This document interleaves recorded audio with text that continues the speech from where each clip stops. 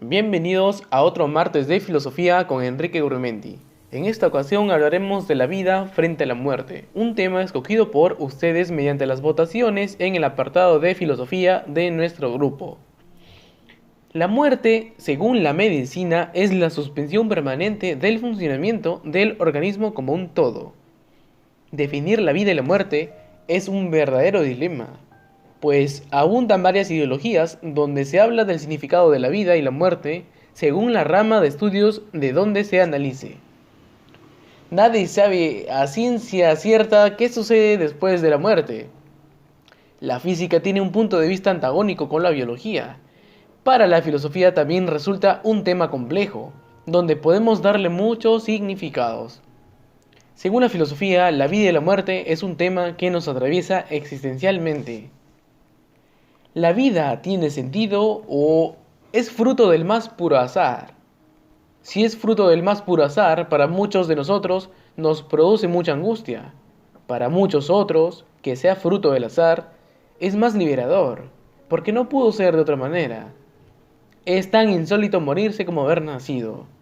Uno acepta la vida de manera forzada y se adapta al mundo de acuerdo al medio en donde crezca.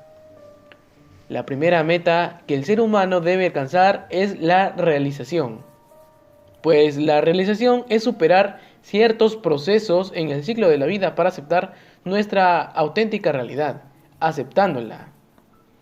Alcanzar dicha realización es mucho más difícil y complejo que los conceptos comúnmente conocidos por la sociedad popular. Para alcanzarla es necesario concretar nuestras aspiraciones intelectuales, teniendo un amplio desarrollo integral, paralelamente siguiendo el camino del bien, siendo justos en la medida posible. Creamos nuestra historia, dejando huellas trascendentales en vida o no, pero el fin es inexorable. No podemos escapar del final del ciclo natural de la vida. Uno de los dilemas más grandes que se plantea en la filosofía es tratar de interpretar la vida y la muerte. Creo, a mi parecer, que la muerte es un proceso del universo, donde el ser humano se libera de su patrimonio carnal, es decir, su cuerpo, pero dejando la esencia de su espíritu, para reincorporarse nuevamente en la existencia, en otro ser. En algún punto de la vida, alguno de ustedes se preguntó, ¿por qué existe entonces tanto dolor en personas que desde el nacimiento tienen problemas biológicos o nacen en una situación crítica donde su felicidad se ve involucrada y muchas veces se vive una vida infeliz sin razón de ser? O ser víctimas incluso de la estupidez humana tras un accidente, quizá provocado por un accidente de tránsito, en fin, inimaginables posibilidades. Otra pregunta profunda que algunos se formulan es, ¿por qué vine así? ¿Por qué nací con estos atributos físicos si pudo ser mejor? ¿O por qué nací sin extremidades o con alguna enfermedad grave? A mi criterio, Dios es el universo mismo.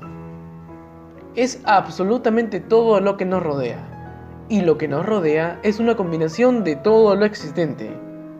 Creo en la reencarnación, que al morir solo abandonamos nuestro patrimonio carnal para ser premiados o castigados en base a nuestros pasos que demos por las leyes del universo, y según ello encontraremos una nueva historia en una nueva vida. En fin, nada del todo puede ser cierto de forma absoluta. Nadie sabe qué sucede después de la muerte carnal, pero sé perfectamente que no debemos ser ajenos a encontrar y caminar por el camino del bien. Reitero, aunque sea redundante, aunque cada camino sea distinto, nuestros pasos deben ser dados de manera cautelosa bajo nuestra capacidad ética. ¿Alguno de ustedes le tiene miedo a la muerte? A mí, en parte, sí me provoca cierto grado de temor, pero solo por el hecho de no haber alcanzado la realización.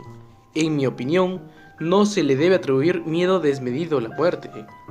A lo que el ser humano le debería temer es que, aún siendo parte de la existencia humana, con plena conciencia de nuestros actos y en conocimiento de la ética moral, no seamos buenos seres humanos provocando maldad o fecundando maldad en otras mentalidades con el fin de obtener un beneficio propio.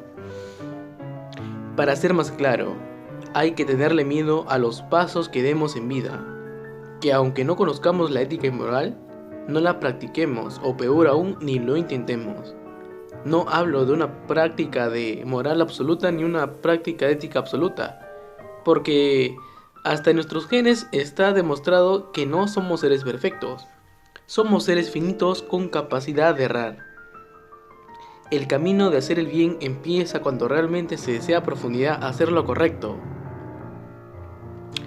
En mi opinión, creo en el yin y el yang, en la reencarnación, la luz y la oscuridad. El bien y el mal está presente de forma inevitable en nuestras vidas, pero depende de nosotros si el camino que tomemos para vivir sea el correcto.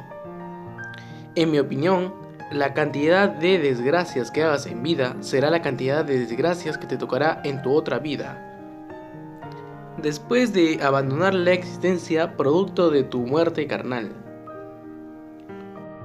Recuerden que la filosofía nos enseña a ser auténticos, encontrando nuestro verdadero camino, un camino de autenticidad intelectual. Nos enseña a pensar por sí mismos. Bueno, esto fue todo por hoy en el tema La vida frente a la muerte por Enrique Gurmendi. No olviden participar en las próximas votaciones en el grupo de filosofía. Buenas vibras.